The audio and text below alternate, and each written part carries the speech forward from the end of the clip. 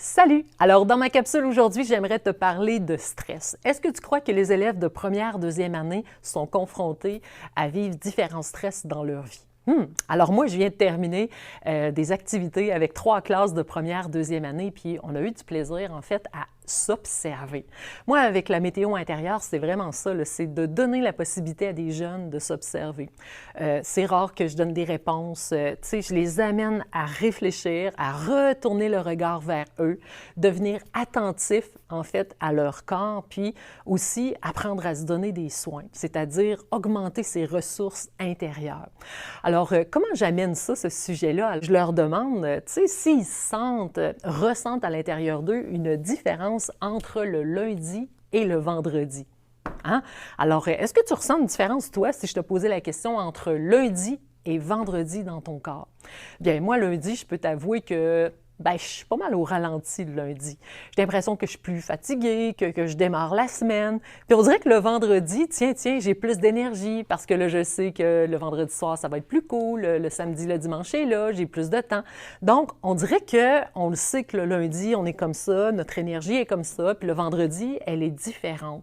Puis les enfants, eux aussi, c'est ça qu'ils se disaient. Lundi, je suis plus fatiguée parce que là, je sais qu'il va falloir que je me lève tôt. Puis là, c'est l'école qui recommence, puis c'est les devoirs. Tu sais, puis le vendredi, on dirait que c'est plus facile.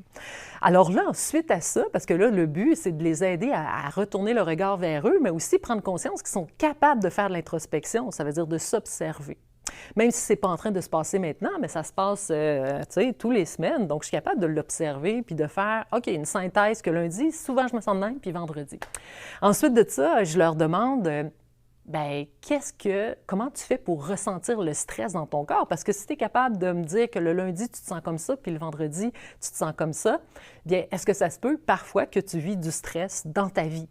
À l'école ou à travers le sport, je ne sais pas moi, dans ta famille, qu'est-ce qui te stresse? Et puis, prends le temps de dessiner. Ne vous en faites pas, je vais vous montrer tantôt là, des petites vidéos de des dessins des élèves. Mais je vais vous en donner quelques-uns en exemple. Alors, qu'est-ce qui me stresse? Bien, des élèves qui ont peur d'être en retard, des élèves qui sentent qu'ils sont débordés parce qu'ils ont trop de choses à faire en même temps, des élèves qui ont peur d'être jugés par d'autres personnes, des élèves qui sont stressés quand ils se font crier après par leurs profs. Donc, des élèves qui vivent en fait du stress, puis on le sait que dans la vie quotidienne, le stress arrive, il ne nous appelle pas pour nous demander est-ce que je peux y aller? Non, non, il arrive comme ça, comme la chair de poule, c'est physiologique. Puis, ça nous protège des dangers, des potentiels dangers. Comme le dit Sonia Lupien, elle a fait l'acronyme que vous connaissez peut-être, le CINE, C pour perte de contrôle, I pour imprévisibilité, N pour nouveauté et E accent aigu, ego, menacé. Alors, ces 4 facteurs de stress-là, donc, qui sont dans la vie quotidienne autant d'un adulte que d'un enfant. Et puis, qu'est-ce qu'on peut donner, en fait, comme ressources? Parce que le but, en fait, à travers les activités de la météo intérieure, c'est d'informer les enfants, de les aider à prendre le regard vers eux, mais aussi, on le sait qu'on ne peut pas enlever les émotions, on ne peut pas enlever le stress, on peut pas... Il faut apprendre à vivre avec ça, puis surtout de se donner des moyens pour être de plus en plus confortable, mais en état de sécurité. Donc, puis c'est facile, puis c'est drôle, parce qu'en même temps, j'étais dans une classe tantôt, puis je m'amusais à écrire au tableau, par exemple, stress, des exemples. Et puis, l'enseignante dans la classe où j'étais, c'est quelqu'un de très, très exigeant. Puis dans cette classe-là, ça a été difficile pour les élèves de trouver des exemples. Puis c'est drôle, hein, quand je me suis mis à écrire au tableau, je ne savais même plus comment écrire. Parce que là, j'étais stressée, parce que je sais que cette personne-là, elle est très, très, très exigeante avec elle-même, mais aussi avec les élèves. Puis moi, c'est venu tout de suite déranger ma mémoire, ma concentration, mon attention. Puis ça, là, c'est super important. Céline Lamy, pédopsychiatre, elle le disait à quel point, en fait, tout ce qu'on a, la mémoire, l'attention, la concentration, tout de suite, c'est comme directement connecté avec notre sécurité émotionnelle, affective. Donc, dès qu'on est instable, nos capacités cognitives, puis toute notre mémoire, notre attention, tchou, ça se dissout. Donc, c'est super important de réaliser que ce qu'on veut, c'est donner des moyens à des enfants pour qu'ils puissent se sentir, OK, ancrés de l'intérieur. C'est une belle posture, en fait, qu'on veut leur enseigner, une posture intérieure d'être, OK, je le sens que je suis stressée, puis qu'est-ce que je fais avec ça? Alors, je vais aller vous montrer quelques petits dessins, puis après ça, bien, je vous présenterai l'exercice qu'on a fait ensemble. Donc ici, on a un élève qui a dit « Ah, moi, qu'est-ce qui me stresse, c'est la peur de me faire chicaner par mon enseignante. » On a un autre élève ici qui nous a partagé « Ce qui me stresse, c'est quand je dois faire plusieurs choses en même temps. » Il est tellement beau son dessin. Et on a un ami qui nous a dit qu'il vivait la météo de la pluie quand finalement il y a trop de monde dans son univers. Elle se sent, tu sais là, envahie. Qu'est-ce que c'est beau!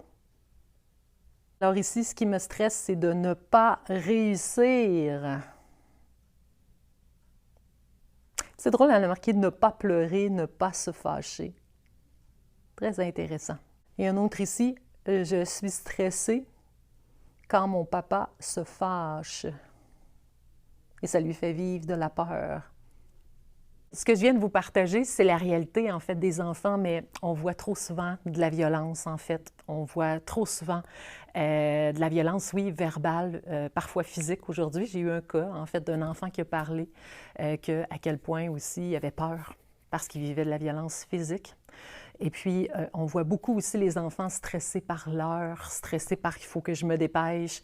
Il y a quelqu'un aussi qui a raconté « moi, je suis stressée quand ma mère elle a peur d'être en retard ». Donc, ça veut dire que cet enfant-là vit la météo intérieure de sa maman. Donc, à quel point, en fait, c'est important, nous, ici, à l'école, de pouvoir donner, en fait, des ressources à nos élèves, de au moins reconnaître qu'est-ce qu'ils vivent. Puis, c'est pas parce que c'est un stress d'enfant qui a de l'air petit comme ça que le tien, en tant qu'adulte, est plus important. Non, ça a la même valeur. Ça fait vivre autant de tension dans le corps. Alors, qu'est-ce que j'ai fait avec les élèves, en fait? C'est deux choses. La première étape, c'est que je leur ai demandé de dessiner le stress qu'ils vivent. Aussi, en fait, d'aller faire le lien avec la planète météo intérieure. Quelle météo intérieure je vis quand je suis dans cette situation-là? Et ensuite de ça, l'étape, en fait, qui est essayer de se donner des moyens pour mieux accueillir cela, parce qu'on sait qu'on ne peut pas éviter le stress, mais le moyen, c'est, première étape, c'est d'apprendre à observer, c'est-à-dire retourner le regard à l'intérieur de soi. Souvent, on est porté à observer à l'extérieur, « Ouais, mais c'est à cause de ça, il se passe telle chose », quand finalement, ça nous met encore plus dans l'impuissance, puis on est comme, on n'a aucune empathie pour nous-mêmes. Donc, il faut retourner le regard vers soi pour avoir, en fait, cette bienveillance-là pour soi. Et, en fait, c'est l'étape aujourd'hui, ce qu'on a fait, ça, c'est tiré de mon livre de massage caméléon, que j'enseigne aussi. Le massage caméléon, le fameux massage de la baleine. Oh que oui! La baleine, en fait, qui est simplement de venir réchauffer nos mains et de venir déposer nos mains chaudes sur notre ventre. Parce que notre ventre, c'est l'endroit, en fait, où on sent énormément de stress. C'est l'intestin qui est le deuxième cerveau, qui est vraiment bourré de tension, de contraction. Puis souvent, quand on est stressé, justement, on peut avoir des maux de ventre. Donc, on va aller déposer nos mains chaudes sur notre ventre juste pour se donner un soin, avoir cette chaleur-là. Puis c'est un point d'ancrage de ressentir la chaleur dans le corps pour essayer de déconnecter, en fait, notre attention qui est éparpillée dans tout ce qui nous stresse, ramener dans le moment présent. Ensuite, avec l'inspiration, inspirer, puis venir monter les mains tout au long du corps, puis d'arriver ici au niveau de la tête, puis à l'expiration, souffler, en fait, tout le stress comme un énorme jet d'eau, chaque côté de nous, pour justement prendre de l'espace, ne pas être envahi par ce stress-là. On le sait qu'il est là. On a décidé de faire un peu une diffusion, c'est-à-dire le disperser, pour avoir plus d'espace, pour mieux être capable de se repositionner dans ce qu'on est en train de vivre.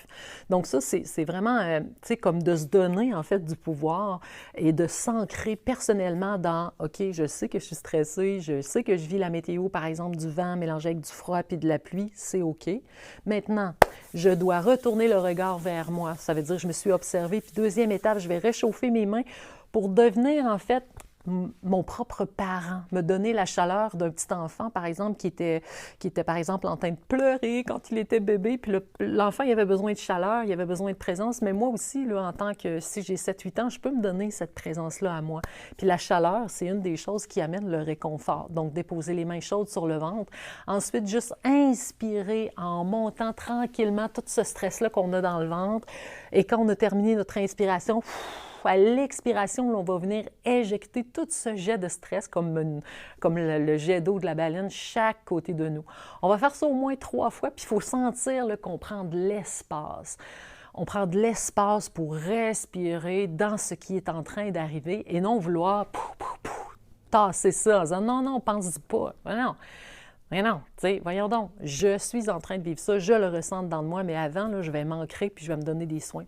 Alors ça, c'est une façon d'être empathique aussi à soi, puis c'est vraiment de se donner, en fait, c'est comme de retourner l'attention vers soi, puis ça amène une sécurité. Alors, on a beaucoup d'enfants qui vivent des troubles d'attention, c'est tellement populaire, autant chez les adultes encore, de plus en plus d'adultes disent « Ah, ben, j'ai des troubles d'attention, déficit d'attention, tout ça », mais tu sais, la première base qu'on pourrait tous se donner, justement, c'est de retrouver la sécurité. Puis pour retrouver la sécurité, de un, il faut se donner de l'attention à soi. Ça veut dire reconnaître qu'est-ce qu'on est en train de vivre. Puis pour se donner de la sécurité, bien, il faut apprendre à se connecter. Donc la chaleur est un moyen de connexion et la respiration permet juste de légèrement oxygéner notre cerveau, puis surtout faire de l'espace à ce qui est en train d'arriver. Alors, j'espère que vous avez apprécié cette capsule vidéo toute simple sur le stress, à se dire comment on pourrait parler de ça avec les élèves. Bien, je pense que vous avez quand même des bonnes idées. Alors, si vous avez le goût, vous pouvez m'écrire dans les commentaires, me dire comment vous trouvez ça, ces capsules vidéo-là. Est-ce que ça vous aide en tant que prof éducateur, psychoéducateur, psychologue, parent, grands-parents? Est-ce que c'est des bonnes ressources pour vous auprès des enfants ou bien même personnellement pour vous dans votre propre météo intérieure?